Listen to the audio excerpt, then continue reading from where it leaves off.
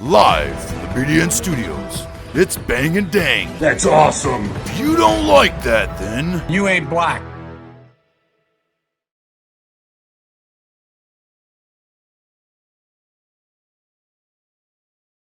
Welcome back to Outlaws and Gunslingers with Bang and Dang. We're here for another hard-hitting episode of Outlaws and Gunslingers, and hit you in your feels. yeah, we got a Long Island Railroad Massacre.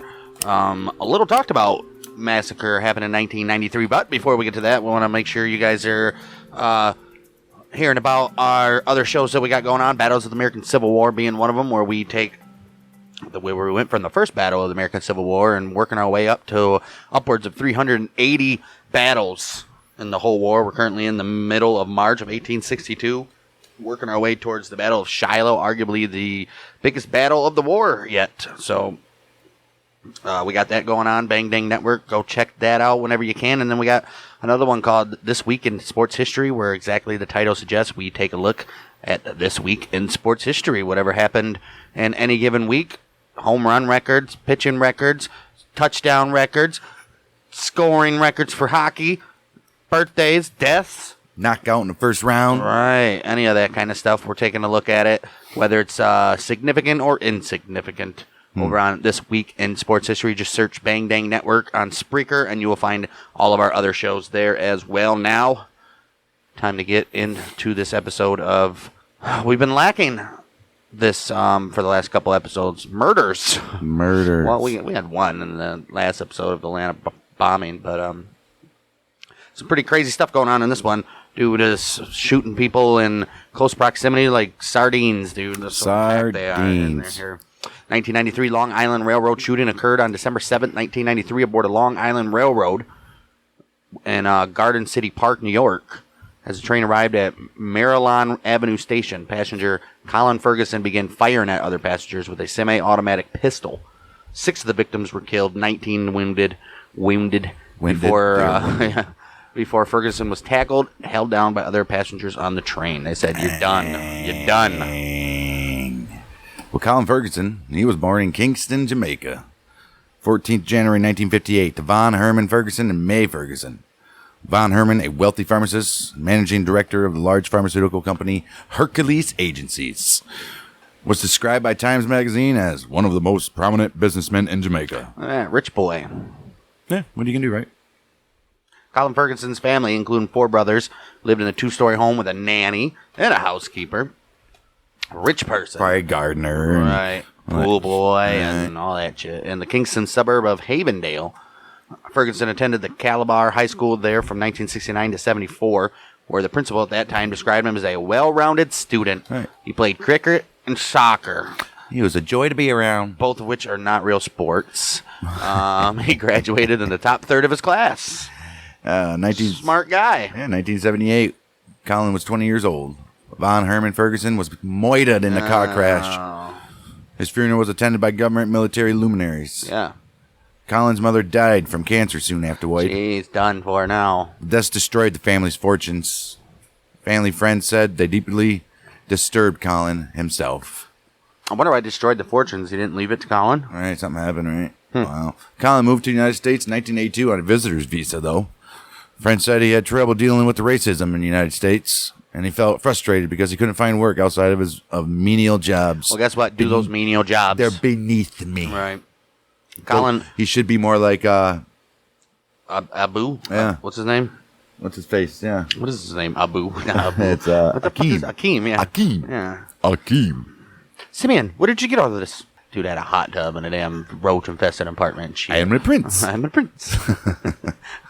Colin met Audrey Warren, who's an American citizen of Jamaican descent, and he married her on May 13, 1986, qualifying him for permanent U.S. residence. He's like, I'm a U.S. resident. What if they get divorced? Is he still permanent? No. I think so, yeah. Right, maybe, yeah. Ferguson and Warren moved to a house on Long Island, where they often fought, sometimes to the point that police intervention was required. Uh-oh. Good thing it was in the 80s. Right. You were allowed to beat women back then. And cops. Yeah. And in New York, I mean. Right. 18th of May, 1988, Warren obtained an uncontested divorce from Colin, claiming the marriage ended because they shared differing social views. Just didn't We didn't have the same state of mind. Acquaintances said that Warren left Ferguson because he was too aggressive and antagonistic, and that the divorce was a crushing blow to Colin. It said that she obtained an uncontested divorce, so he didn't contest it. Right. He got a job doing clerical work for the for the Adamco security group in Syosset, New York, a hamlet of the North Shore of Long Island. August 18th, 1989, while standing on a stool to reach invoices from a filing cabinet. Oh, no. Colin Ferguson slipped and fell, injuring his head, neck, and back. Injury led to his termination. They were like, you're injured, you're fired. He filed a complaint with the New York State Workers' Compensation Board, which reviewed the matter over the next several years. Took several years. Oh, my. He then enrolled at Nassau Community College in East Garden City, where he made the dean's list 3 times. Good for him. Also that year, he was forced to leave a class after a disciplinary hearing board found he had acted overly aggressive toward the teacher. Right. He's like, you dumb bitch. Wow. Yeah, the guy doesn't sound very stable. No, lost his parents, lost his money, lost his luxury brain. living. Now he's lost his brain. Fall of 1990, Ferguson transferred to Adelphi University in Garden City, where he majored in business administration. Good job there, bud. Colin spoke out against coexistence with whites, routinely made calls for violence and revolution. Yeah. Why is he still in the university? Yeah, Ferguson regularly accused others around him of racism, even as a result of entirely unremarkable encounters. This dude would fit right in on Twitter today. Yeah.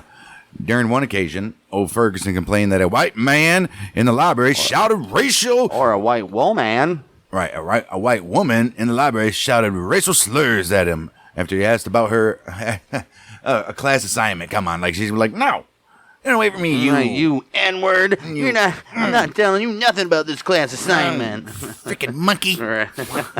Investigation concluded the incident never occurred. Well, making shit up, Colin. Later, he attended a symposium by a faculty member discussing her experiences in South Africa.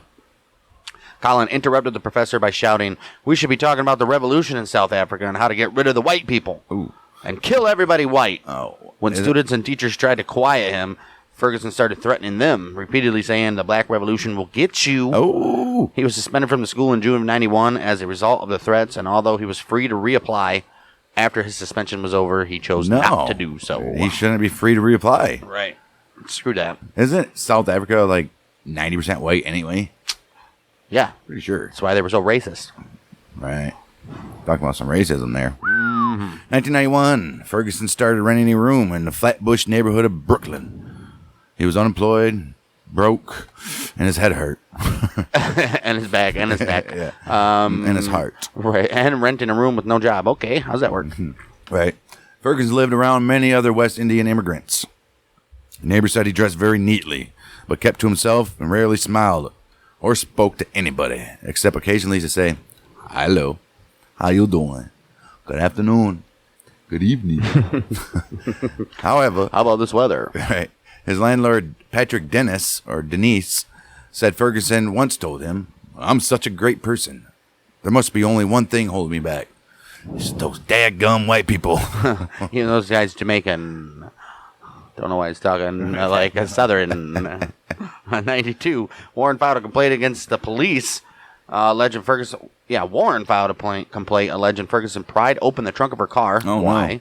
Prior to the incident, Warren had not seen him since the divorce. Maybe there was something in the trunk. All right, February 92, Ferguson was arrested and charged with harassing a white woman on a subway. Oh, jeez. The woman tried to sit in a vacant seat alongside him and asked him to move over, prompting Ferguson to scream at her, press his leg and elbow against her until police officers pinned him to the ground. Dang, he probably said, no! All right.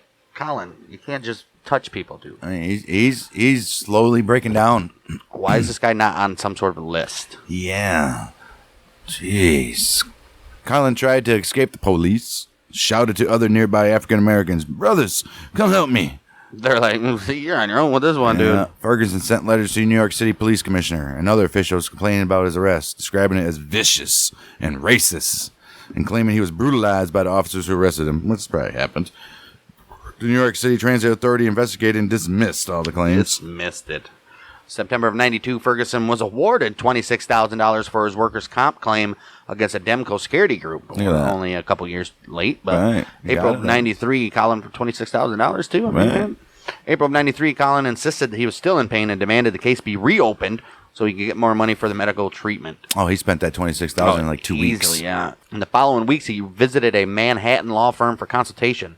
Lauren Abramson, an attorney with the firm, said she immediately felt uncomfortable and threatened by Colin. Right. She asked the law clerk to sit in on the meeting because, quote unquote, I did not want to be alone with him. Right. Something Abramson said she had never done before.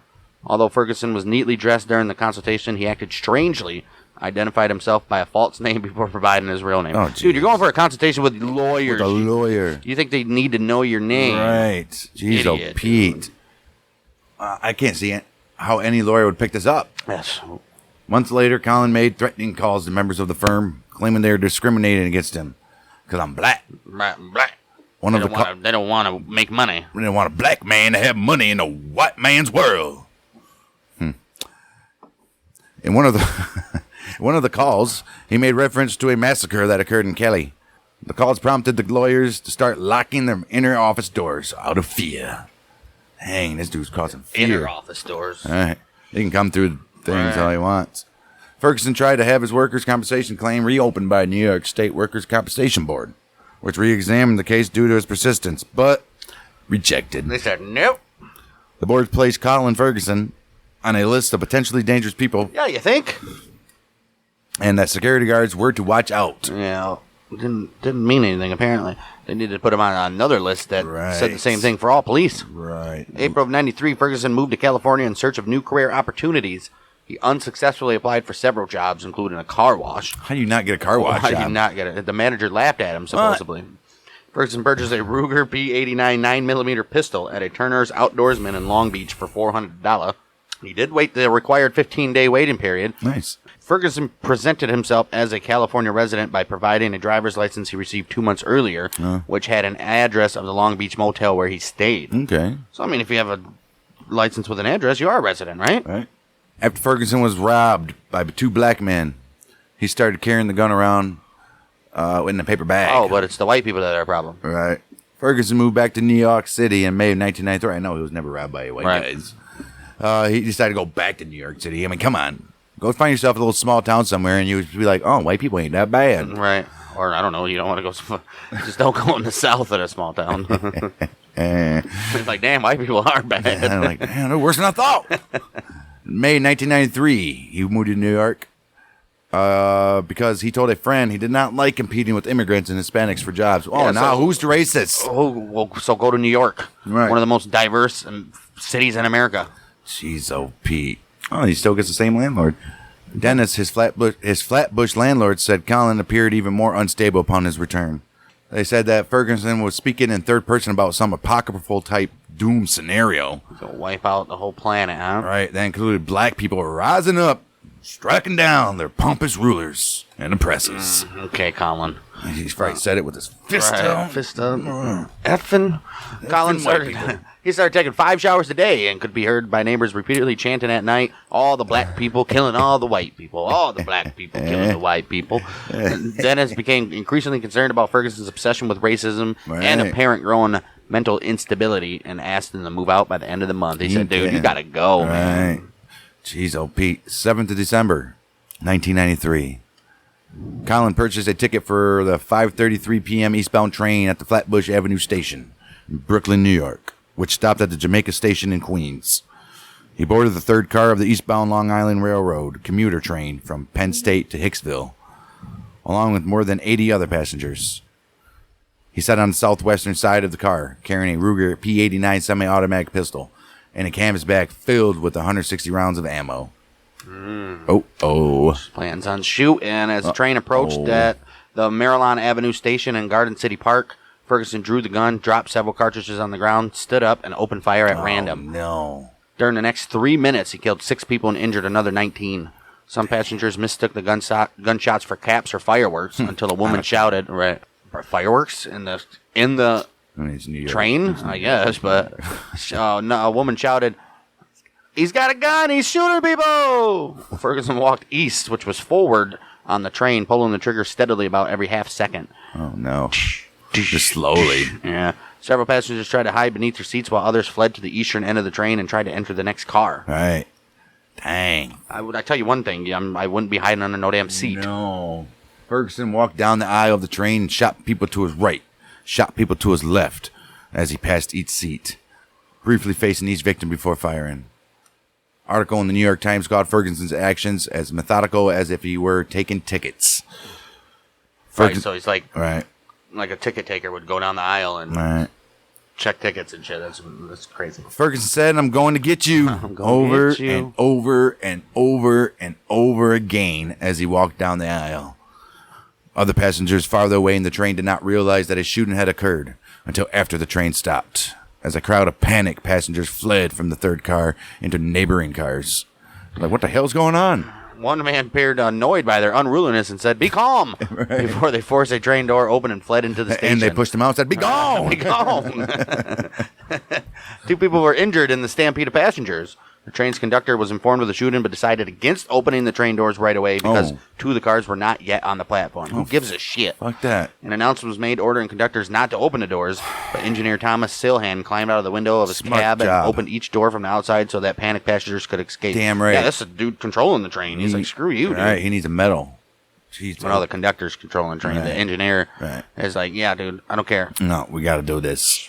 Doesn't matter if the train's 2 cars. Ferguson emptied 2 15-round magazines during the shooting. While he was reloading his 3rd magazine, somebody yelled, "Grab him!" Passengers Michael O'Connor, Kevin Blum or Bloom, B-L-U-M, however you say that, and Mark McEntee, M-C-E-N-T-E-E, tackled him and pinned him to one of the train seats. Several other passengers ran forward to grab his arms and legs, and they helped pin him across the 3-seat row with his head towards the window and legs towards the aisle.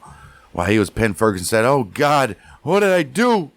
What did I do? What did I do, man? What did I do, man? I deserve whatever I get." I don't know why he would act like that. And that's clearly not a Jamaican. He's an Italian Jamaican man. He's Dracula. He also repeatedly pleaded with those holding him, "Don't shoot me. I'm sorry. I'm sorry." Right. Yeah, somebody should just grab the gun and put one right in his fucking forehead. 5 to 6 people continued to hold him for some time until they awaited relief. Ferguson was held down for several minutes. He deserves to be, like, tortured. Yeah, they should have just been punching him the whole time. Like, clipping each toe off one at a time. I don't know about that. A little clipping your fingers off one at a time. We're going to be reading about you. Well, I'm going to be reading about you one of these days. Slicing each ear off. What is this, law-abiding citizen? All right. Andrew Roderick, an off-duty police officer for the railroad, was picking up his wife from the train, then boarded the train and handcuffed him. Okay. So, got him under control. Police detectives later said it appeared Ferguson had been planning the shooting for more than a week. LIRR Police Chief Joseph Flynn said this was the work of a deranged, maniacal person who, for a variety of reasons, decided to explode on this very train. None of Ferguson's victims were black, although it was unclear whether any other black passengers were aboard the train. So, I'm sure there were. If there were, he wasn't shooting them, I don't think. Right. Ferguson showed no emotion as he sat in the back of a police car, which some passengers said was as shocking and disturbing as the violence of the shooting itself. Upon seeing Ferguson, one of the victims became hysterical and shouted, "How can he be sitting there so calm after everything he did? How can he be sitting there How? Right. so calm after everything this mother did?" Police found pieces of notebook paper in Ferguson's pockets with scribbled notes with the heading "Reasons for this." One of the notes One of the notes referred to racism by Caucasians and Uncle Tom Negroes. They include a reference to, quote unquote, the false allegations against me by the filthy Caucasian racist female on the number 1 line. Well, you probably shouldn't have pinned her down. Right. False allegations? It wasn't false. It was stupid. She just wanted to sit down, man. Right. Her legs hurt. Which been a long was day. a reference to his, obviously, that arrest. Right. Ferguson's note expressed anger towards the New York State Workers' Compensation Board, Asians, government, and Governor Mario Cuomo, and quote-unquote so-called civil rights leaders such as the Reverend Herbert Daltrey, C. Vernon Mason, and Calvin Butts. Calvin Butts. Cal Butts. This guy. Yeah. They also included the names, telephone numbers, Lieutenant Governor, Attorney General, and Manhattan law firm that Ferguson had previously threatened, whom referred to as those corrupt black attorneys who not only refused to help me, but tried to steal my car. When did that come into play? Right. The notes indicated Ferguson planned to wait to start the killings until he was beyond New York City limit, out of the respect of outgoing Mayor David Dinkins and Police Commissioner Raymond W. Kelly. I don't think they really... You must like these guys, huh? Apparently. Ferguson showed no remorse during the hours of questioning from the Nassau County District Attorney's Office. Why would he? Right. Officials there said he was lucid and clear and aware of what was going on. But he showed remorse when he got captured by the passengers. Right. He was arraigned on December 8, 1993. He never spoke during the arraignment and did not enter a plea. He was ordered held without bail. Ferguson was escorted from the courthouse, a reporter asked him if he hated whites, to which Ferguson replied, "It's a lie." Yeah, okay. It's a lie. That's a lie. No. You tell me. Hate's such a strong word. Right. Anthony J. Falanga, Falanga, was appointed to Ferguson's attorney on December 11th, 1993. Falanga, I'm going to call him Falanga. Falanga called for his client to receive psychiatric evaluation under the New York state law, and the sanity defense would require Ferguson's lawyers to prove he suffers from a mental disease or defect, and, as a result, could not tell whether his actions were right or wrong. Well, I'm pretty sure he knows what's right or wrong. At the time, lawyers and mental health experts said such a defense would be difficult because Ferguson appeared to have carefully planned the attacks, and because he said, "Oh God, what did I do?" after he was stopped. Right. However, media outlets and legal experts, quote unquote, doing air quotes here, at the time speculated a defense could argue Ferguson suffered from paranoia. Because you're paranoid about something, you can go shoot people. Particularly based on Ferguson's history of irrational racism allegations and claims that whites were discriminated against him. Oh, of course. Ferguson was placed on suicide watch in the Nassau County Jail by the same people that were placed to guard Epstein. Right. On December 18, 1993, Ferguson asked a judge to let him replace Falanga with Colin A. Moore, who was a Brooklyn-based attorney with a reputation for pursuing allegations of racism in the criminal justice system. What is this guy, like a lower-level Johnny? Right. Johnny Cochran. Moore offered to represent Ferguson pro bono. For free. He's like, "I do this shit for free." Before a ruling was even made on the request, Moore held a press conference, announced that he would seek a change of venue to Brooklyn, claiming it was impossible for Ferguson to receive a fair trial in Nassau court due to severe underrepresentation of African Americans on the Nassau County jury panel. Well, hey, guess what? If you're concerned about severe underrepresentation of your race, how about you don't do it in the place? All right. Later, Moore withdrew his offer to represent Ferguson, citing conflicts he did not explain. He's like, this because he met him, and he's like, this dude's batshit crazy. Yeah, he's like, he's going down. I ain't doing this. Ferguson told a judge he questions Falanga's integrity, disagreed with his handling of the case, and had no intention of cooperating with him. Right. Dr. Alan Reichman, a psychiatrist who interviewed Ferguson, indicated in his report that Colin may have been feigning mental illness when he spoke of conspiracies against him. Mm-hmm. Reichman said Ferguson's assertions were vague and somewhat evasive. Right.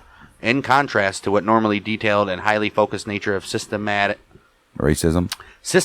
paranoid delusional thinking, whatever that means. Okay. On January 5th, 1994, a report by a court-appointed psychologist and psychiatrist concluded Ferguson was suffering from paranoid personality disorder, but was competent to stand trial. Damn right he was. Damn right he was. Label him anything. Right. Label him up. Label him guilty. Right.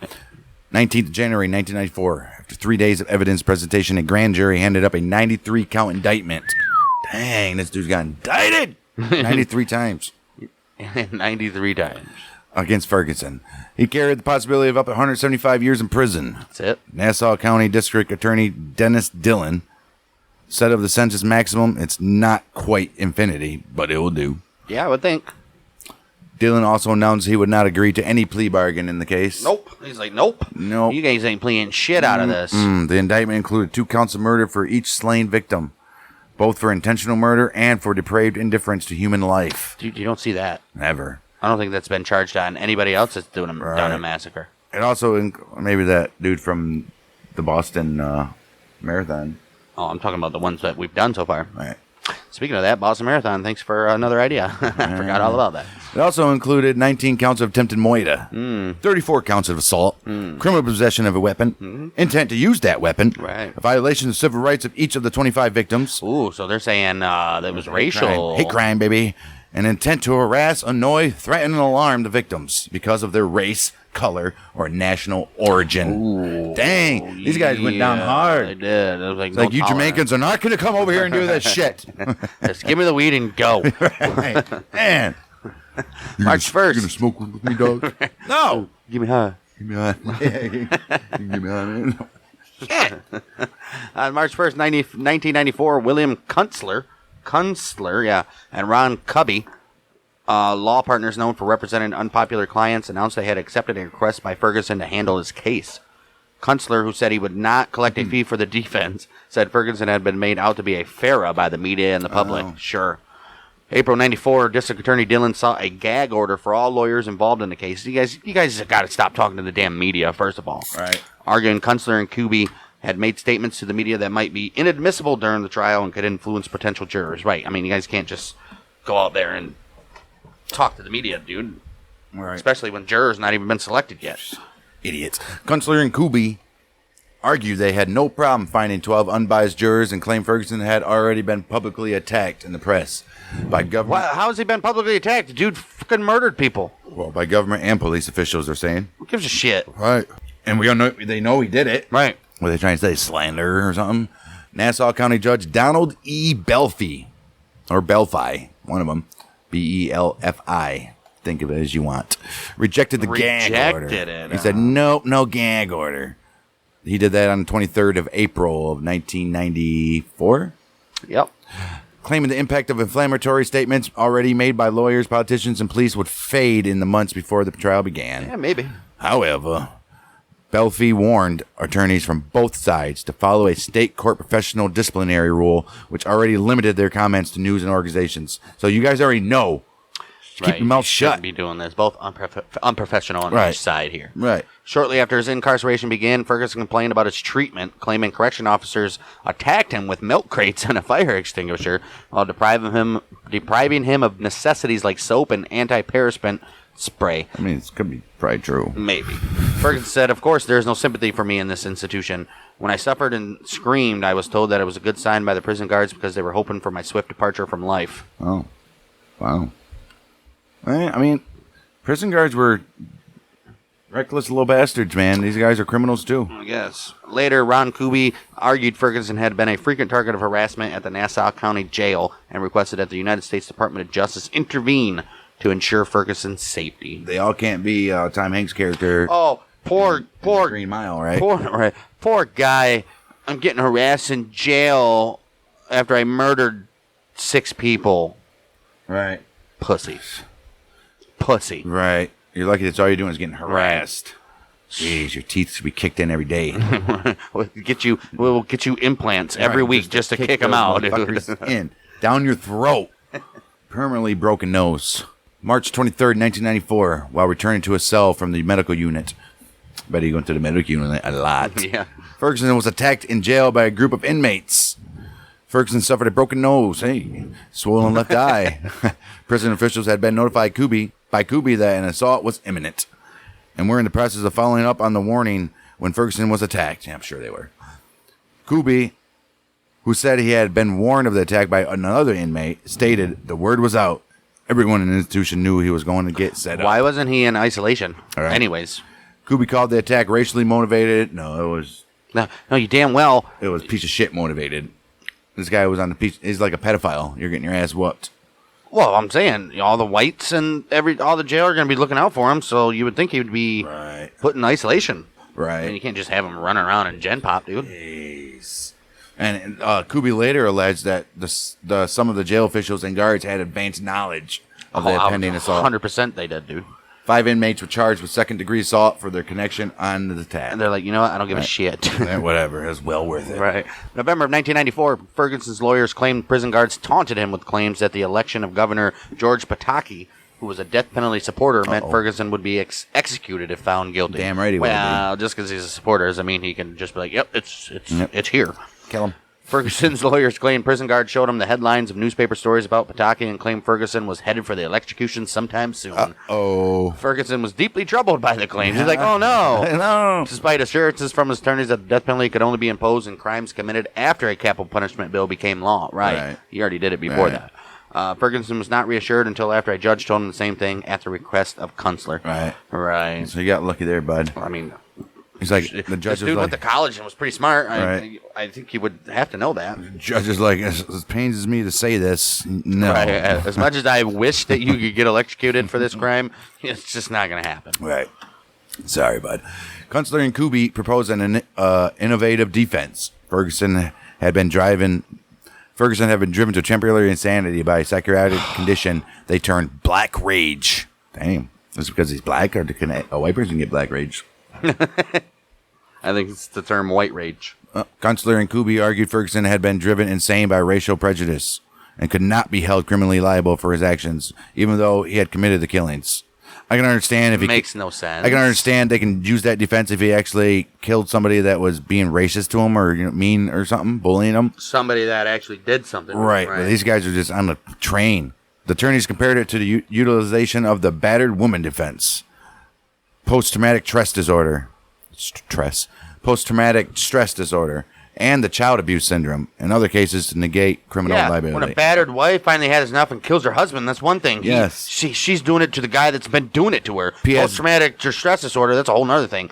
And child abuse syndrome, again, they're the ones doing it to the people that were abusing them. You could have PTSD from what? PTSD from his parents dying. I mean... And the head on the fall. Has nothing to do with white people. The fall on the head. Has nothing to do with white people. Maybe it made him racist. Okay. But yeah, those other two. Maybe he got abused. Those other two are things that are the victims are doing to the people that have been abusing them. Right. You can't. So that makes the white people wasn't abusing this guy. There's no standing. The only time anything bad happened to this guy was when he got ride by two black people in fucking California. Right.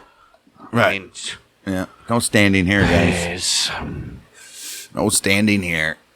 Kuby said the notes carried by Ferguson on the day of his arrest demonstrated that Ferguson was motivated by rage during the shootings. Yeah, of course. Donald E. Belfie, the Nassau County judge assigned to the case, criticized Kunstler for speaking to the media about the proposed defense. After he told him not to. Before it had been examined by a mental health professional. Right. Belfie said, Mr. Kunstler, he said, quote unquote, Mr. Kunstler may have many talents, but until he receives his medical degree with a specialty in psychiatry, these types of conclusions should best be left for medical experts and the triers of the facts. Obviously. Good judge. Right. Black rage was first proposed by psychologists William Henry Grier and Price Cobbs in their 1968 book, Black Rage. ISBN 1-57910-349-9. In case you're wondering. Grier and Cobbs argued that black people living in a racist, white supremacist society are psychologically damaged by the effects of racist oppression. I would agree with that. Right. But he's not living in either of those. Right. They argue that this damage causes black people to act abnormally in certain situations. Get the hell out of here. Back in 1955. Right. This is 1990. Yeah, get out of here. Ferguson started to claim he was not involved in Long Island Railroad shootings at all.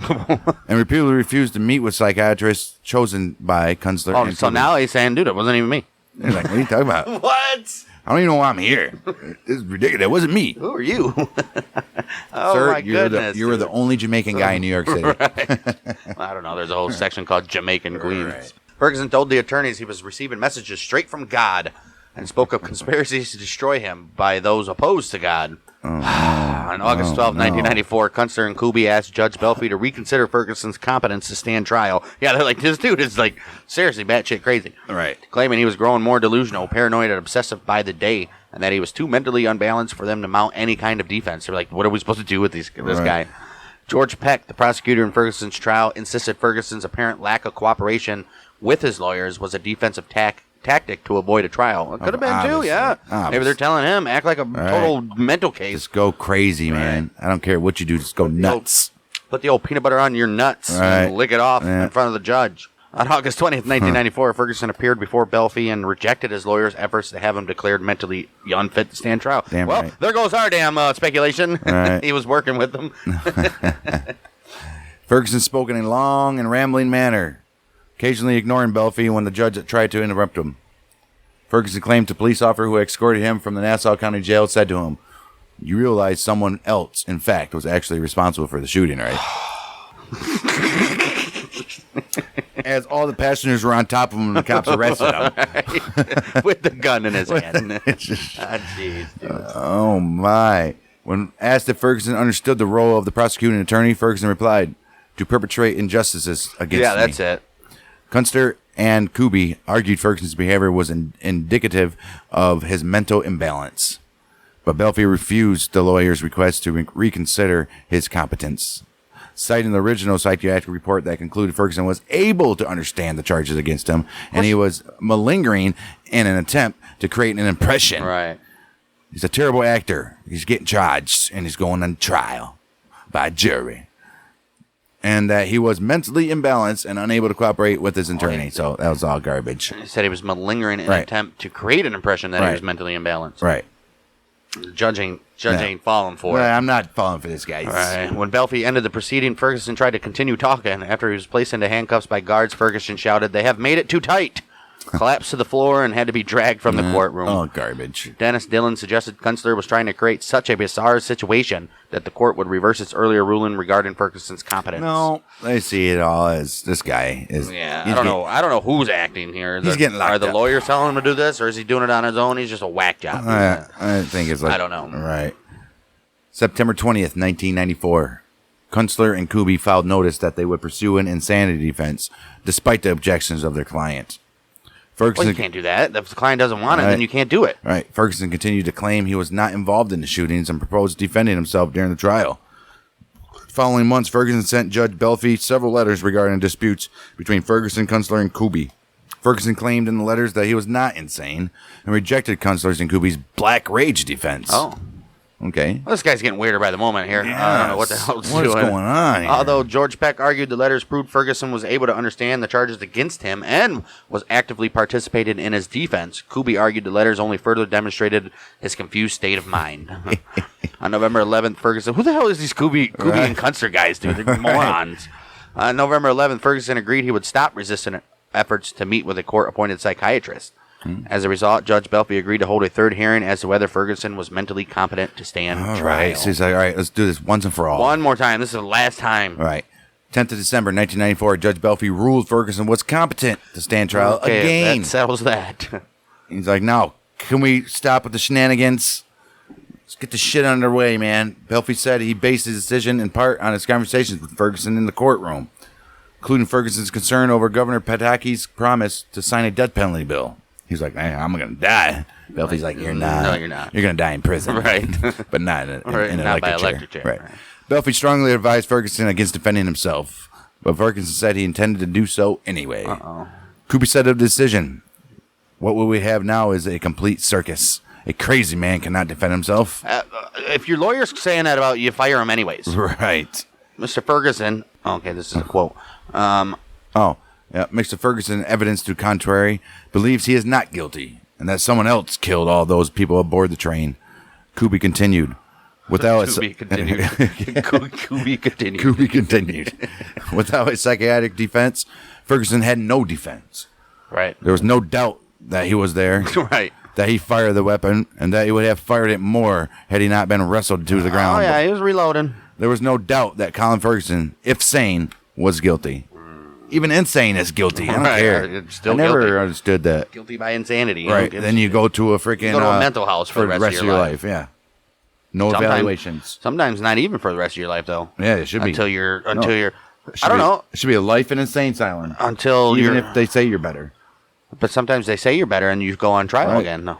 I don't know. Ferguson's trial proved to be bizarre as he cross-examined the police officers that arrested him and victims he shot. Oh, jeez. This dude...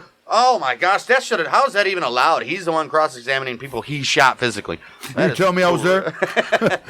I shot you? You're going to tell me that I shot you. Oh, jeez. It was broadcast live by local media and court TV, but was overshadowed by the O.J. Simpson murder case that was going on simultaneously on the West Coast at this moment. Damn, O.J. got to ruin everything. Yeah, man, 95. That's why nobody heard about it. All right, yeah. Oh, shit. Ferguson argued that the 93 counts he was charged with were related to the year 1993, and it had been 1925. And had it been 1925, he would have been charged with only 25 counts. Either doesn't matter. Guess what? Murder's still probably a couple of those 25 counts there. Right. Now. He admitted bringing the gun onto the train, but claimed he fell asleep, and another man grabbed his gun and began firing. Does that even make sense, Colin? No. I mean, dude. He also argued of a mysterious man named Mr. Sue. who had information concerning a conspiracy against him. He sat down and said, got some information on a conspiracy against you, my brother. Oh, I got some information concerning conspiracy. He found another man Is that racist? I assumed Mr. Sue is of Asian descent. He is. He found another man who was willing to testify that the government had implanted a computer chip in Ferguson's brain. How the hell would this guy know? And where did they get a hold of Ferguson to get a computer chip in him? Right. But at the last minute, decided not to call him into the stand. He's like, nah. Yeah, because he knows he's full of shit. How would this guy know that there's a computer chip in his brain? Anyways, I mean, jeez. Oh my goodness. This individual, Raul Diaz, was a parapsychologist from Manhattan who claimed during a press conference on the courthouse steps to have witnessed an Oriental man press a chip into Ferguson's head prior to the attack. Oh, what? This Oriental man is Mr. Sue, I'm assuming. And how the hell do you press a chip into his head? Wouldn't there be a mark? And how do you can't just press a chip into somebody's head. And wouldn't there be a chip in his head? Right.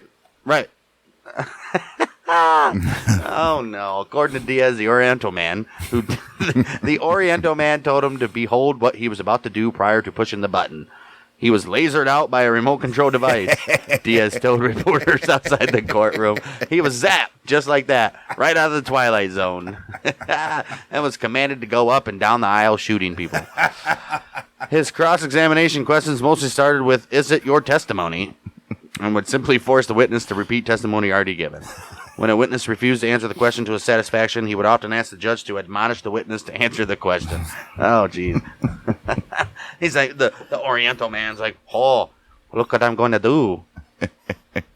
So he's like, he's got a remote control. He's controlling fucking Colin. Get out of here. So stupid, dude. During the course Who's this Diaz guy? Right. He needs to be locked up and beat with sandbags or something. My goodness. Soap and pill cases. Right. During the course of his cross-examination, Ferguson would refer to himself in third person, particularly asking the victims of the shooting, "Did you see Colin Ferguson?" To which eyewitness would reply, "Like, I saw you shoot me." Yes, I saw you shoot me. I saw you shoot me. It was freaking you, man. Oh, Jeez. Legal experts pointed out that Ferguson's questions were pointless. Were not geared towards rebutting testimony. By not recognizing when to object to recognizing when to object to testimony and closing arguments, he lost his right to appeal on those grounds. You dummy! I object. That's why they object a lot.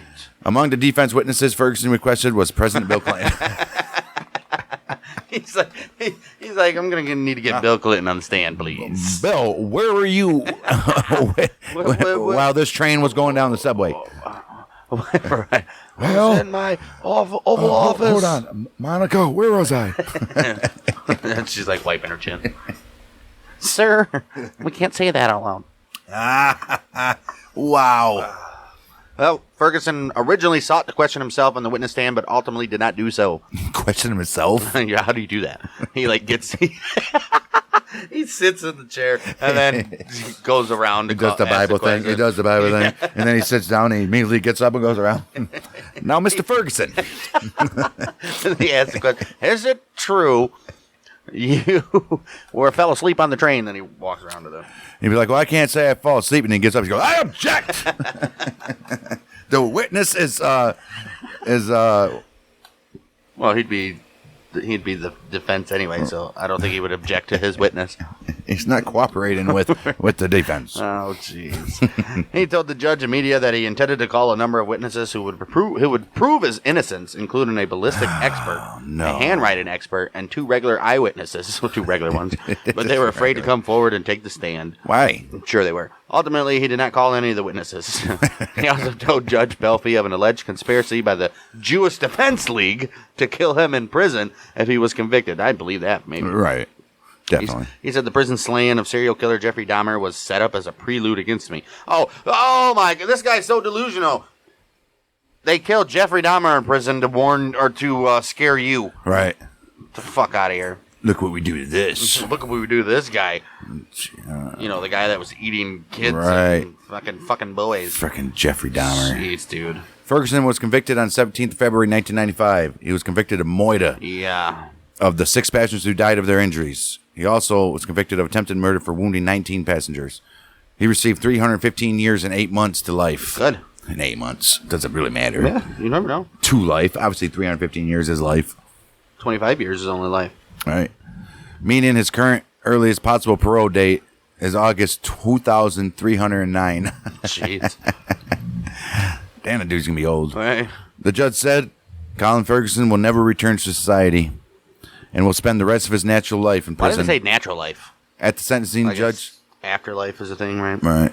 At the sentencing, Judge Donald E. Belfie called Ferguson a selfish, self-righteous coward. Yep. He also used the sentencing as an opportunity to criticize New York's controversial sentencing cap law, which would have capped each of Ferguson's sentences at 50 years and required that they all be served concurrently had no one died in the massacre. Oh, no. Since all the felonies he committed on the train were part of the one occurrence. See, that's why New York sucks, dude. Yeah, they're stupid. After his conviction, Ferguson was put in the position to argue in appellate briefs that he had incompetent counsel, which was himself. Oh my gosh.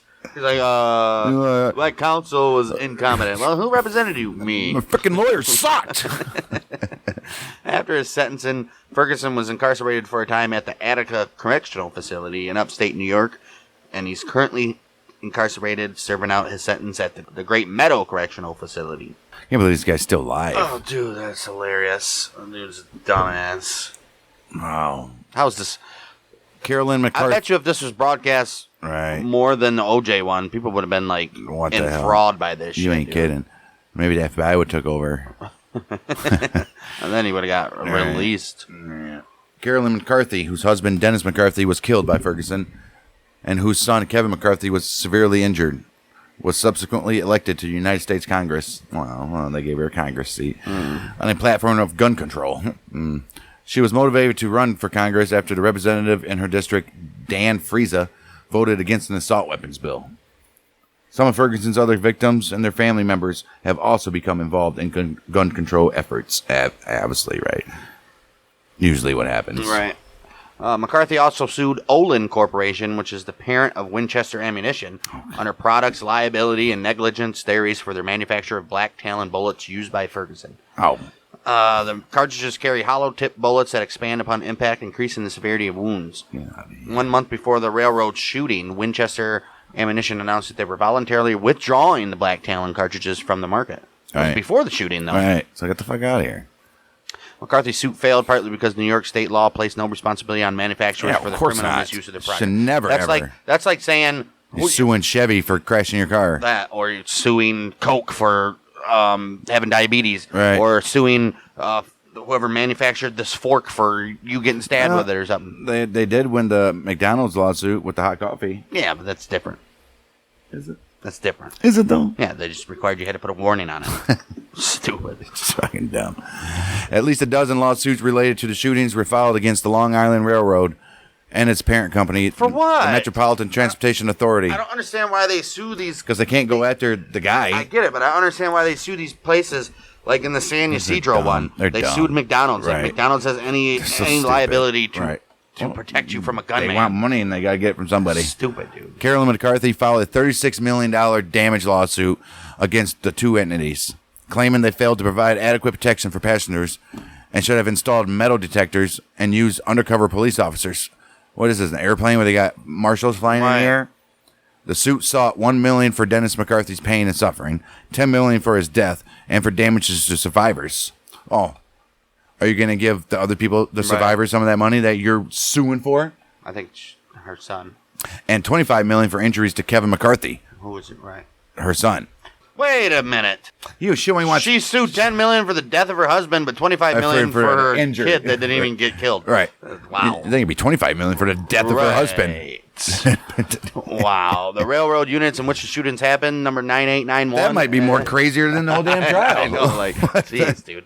The railroad units in the shootings, number 9891 and 9892, which were a pair of standard M3 electric cars, were held out of service for potential use as evidence, then were renumbered to 9945 and 9946. Both units still see regular service with these new numbers to this day. I wonder if they're haunted. Could be. Don't ride it at night or when they go through tunnels, something's touching you. The units were expected to be retired sometime between 2016 and 19 after the railroad completed an order of brand new M9 rail cars to replace the remaining M3s. So they're out of service now, probably. Still. You think? Many African Americans expressed concern that the LIRR shooting would lead to a backlash of violence, racial animosities against the black community, which it would. Remember, we're just 3 years removed from the L.A. riots. Civil rights activists L. Sharpton and Herbert Doherty urged that the African Americans general not be blamed for the crime. Don't blame these Why black would you folks. blame all? This is what I hate about these people. If a white guy does it, why would you blame all white people? Right. Why would you blame all black people? They It's make it an fucking issue one that crazy ass dude. They make it an issue that nobody's thinking about. They're like, Right. you know what? Now you say something. Maybe Now we that you're should saying blame all don't black blame them, people. maybe I'm going to because I didn't think Right. about that before. I was just blaming him. Right. Silly me. Sharpton, in particular, Stupid. criticized what he called attempts to demonize black and Hispanic dissatisfaction. And Hispanics are like, hey, SA, Don't bring us into this, leave us Holmes. out of this, Holmes. By linking those groups to the Moitas. How they link Hispanics to the murders? That had no. If anything, Al Sharpton's a fucking idiot. if anything, Mr. Sue should be up there and be like, Right. I had another. Where's this Oriental man, anyways? Right. So, with the magic chip. With the magic chip just presses into your head. Civil rights activist Jesse Jackson delivered a sermon at the Cathedral of Incarnation in Garden City during a service attended by victims' grieving families. He was doing it for white people, too. Wow. He had to. He was like, man, I'm going to go and do a little sermon over here for these white folks. All right. Audrey Warren released a statement shortly after the shootings expressing sorrow for the victims and their families. Jackson stressed the shootings were the result of one man and should not be seen as indicative of all African Americans. We've already established that. Plus, he was Jamaican, so he's really not. Right. He's not even African American. Right. Right. He's fucking Jamaican, man. Day after the shootings, Nassau County Executive Thomas Gulata called Ferguson an animal. So he's a fucking animal. Jackson and other African American leaders criticized the comments as racially charged, but Gulata later said his statement had nothing to do with race. I would say it if he was a white guy. Right. During a press conference in the days after the shooting, Long Island Railroad Police Benevolent Association called the trains unsafe and said the railroad needed a triple size of its 216-person police force. LIRR officials responded by noting that the rate of crime against passengers had dropped over the past few years before the shooting. You see, not too many people are getting their ass kicked on the trains anymore. Right. Less Definitely stabbings. definitely no mass shootings. Right, a lot of stabbings, probably. I'm sure. The Long Island Railroad and Metro North Commuter Railroad placed more officers on trains and increased the visibility of the police in response to the shootings. Good for them. Railroad officials also made counselors available for the passengers who wanted one and sent senior railroad officials out to trains to answer riders' questions. Yeah, like people are boarding. Like, How safe do you feel? People are boarding. They're like, "Am I going to get shot?" He's like, "I don't know." To be honest with you, I don't know. We'll find out. Right. A New York Times editorial called for stronger gun control laws, of course, in response to the murder, specifically citing the ease with which Ferguson obtained a handgun in California, wasn't which that had one of easy. the country's stricter gun laws, which it still does to this day, and people are still doing it. But, All right. I mean, he did wait 15 days. all right. Several Adelphi University students expressed concern that Ferguson may have been taking the train to the school with plans of shooting people out of revenge for his past experiences there. Although the train Ferguson took was not the closest to. No. Yeah, don't make it about yourself, Adelphi. He might have been coming for us. No. No. Give a shit about he you. got on a train because he knew there's going to be a bunch of people Exactly. and they can't go anywhere. Right.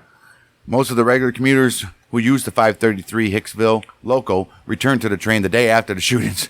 I had no choice. I got to go to work.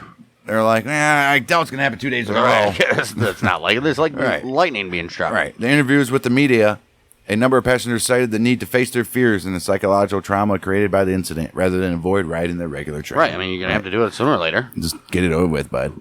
Well, The defense's number one witness. President Bill Clinton excused Monica Lewinsky from the office, and he took notice of the railroad shooting. He called it a terrible human tragedy. The day after the shooting, Clinton announced he had asked Attorney General Janet Reno to review a proposal by New York City Mayor-elect Rudy Giuliani that would set up the national uniform licensing system for gun buyers. All right.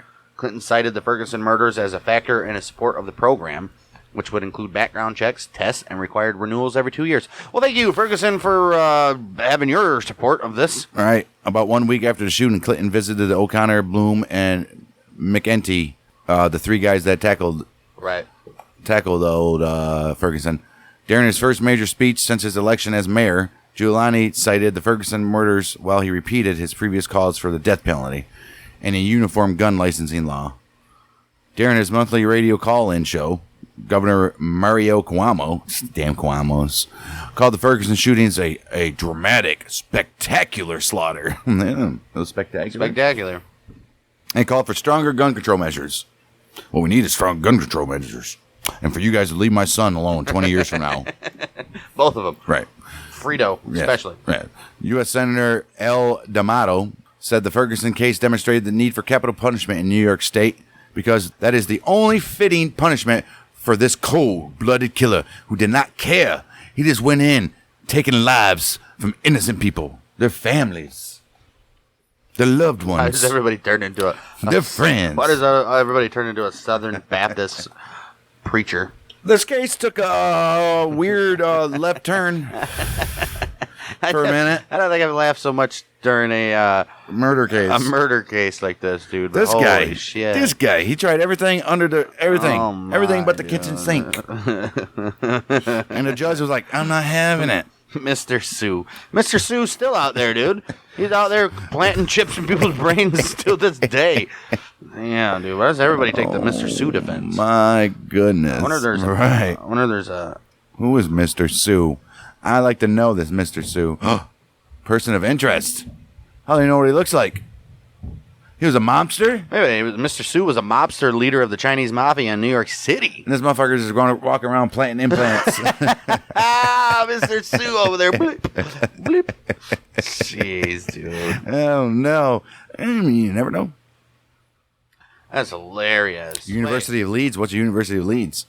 Is it like computers and all that stuff? Wait a minute. Technology? This is from a TV show. Oh, is it? Yeah, I think it's called Person of Interest TV. This is the name of the TV show. He's deceased. Oh, shit. He was making a deal with Neil Vargas, but demanded more money. This infuriated Vargas, who shot him in the head and killed his gang members. That's going to do it for us in this crazy-ass case here, dude. I don't even know what to make of it. All right, we did it. That's weird. Guy's still in prison. He's still in prison. He will rot there. Next week, we got the even more crazier and messed up 16th Street Baptist Church bombing, which we all remember from the 60s. The old Southern Baptists. Yep, from the 60s. KKK involved. Oh, my Lord. Mm-hmm. Yeah. Well, it was a bombing, not a shooting, but we'll take a look at that. And then, after that, we'll start the Ruby Ridge. Might be two-parter there. That's the anniversary coming up, 25th one, I believe, of that. We got those coming down the line. But like I said at the beginning of the show, make sure you guys are going and checking out Battles of the American Civil War, where we're going deep into 1862. Well, we're only still in the middle or beginning, but we are almost at the Battle of Shiloh. Biggest and bloodiest battle yet of the whole war. And it's only going to get bloodier because we got a whole lot of years coming up there. And then also go check out This Week in Sports History, checking out everything that is notable and exciting about the world of sports. And that's all over on the Bang Dang Network. We'll be back next week for the 16th Street Baptist Church bombing. We are the Mountain Michiganders with Bang Dang.